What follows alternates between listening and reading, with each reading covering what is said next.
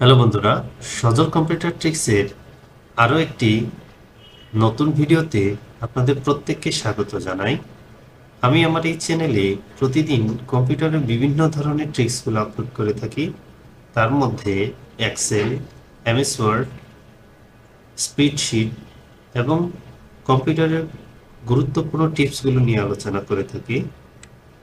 তো বন্ধুরা, তারই ধারাবাহিকতায় আজকে এক্সেলের খুবই একটি গুরুত্বপূর্ণ বিষয় নিয়ে আলোচনা করব। এক্সেলের একটি শীট দেখতে পাচ্ছেন। এই এক্সেলের শীটটি আপনার এই হেডার পার্টটিকে আপনি কন্টিনিউ রাখবেন কিভাবে এবং এবং এটিকে ফ্রিজ করে রাখবেন কিভাবে, তার প্রসেসিং আমি আপনাদের সাথে আজকে আলোচনা করব।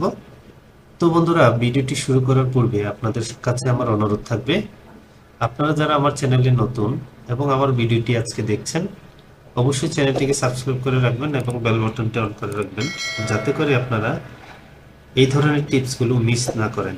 আর যারা এই ভিডিওটি আমার ফেসবুক পেজ থেকে দেখছেন, আপনাদের কাছে আমার অনুরোধ থাকবে অবশ্যই পেজটিকে ফলো করে রাখবেন, একটি গঠনমূলক কমেন্টস করে যাবেন, যাতে করে আপনারা পরবর্তী ভিডিওগুলো খুব দ্রুত পেয়ে যান।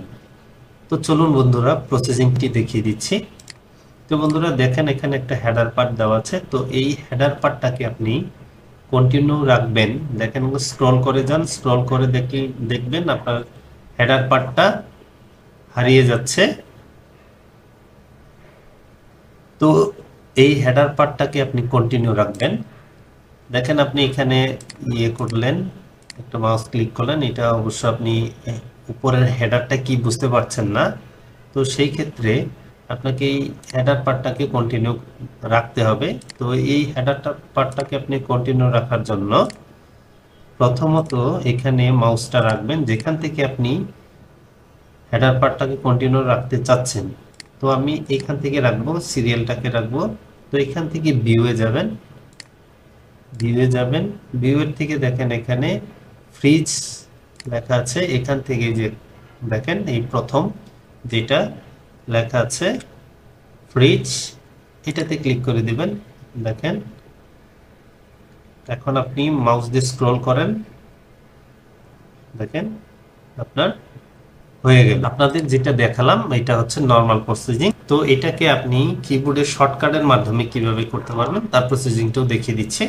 তো এখানে মাউসটা রেখে তারপর আপনি অল্টার চেপে ডাব্লিউ এফ প্রেস করবেন। দেন এখানে দেখেন প্রথমেই আসছে ফ্রিজ, ফ্রিজ লেখাটা আসছে। তো এখানে এন্টার প্রেস করে দিবেন। দেখেন এখন মাউস স্ক্রল করে দেখেন আপনি আপনার হেডার পার্টটা রয়ে গেছে।